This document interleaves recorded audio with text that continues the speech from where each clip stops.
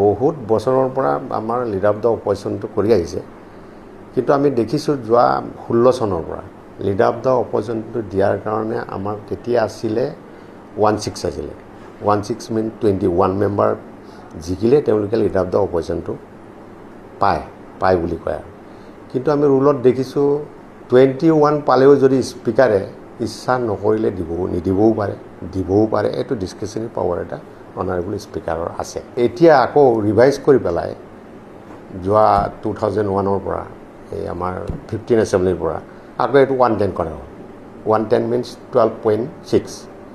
12.6 হ'লে তাত 13 মেম্বাৰ থাকিলে লিডাৰ অফ দ্য অপজিশ্যন দিব লাগে বুলি আমি সকলোৱে তেনেকৈ পৰম্পৰাগতভাৱে তেনেকুৱাকৈ চলি আহিছে দিব লাগে কিন্তু তাতো স্পেচিফিক এটা ৰুল নাই যে দিবই লাগে বুলি ৰুল নাই এইটো স্পীকাৰে ডিচাইড কৰিব আমাৰ ৰুল আছে এটা ৰিকগনেশ্যন পাৰ্টি এটা বা দলক কেনেকৈ ৰিকগনাইজ কৰিব লাগে স্পীকাৰে ডিচাইড কৰিব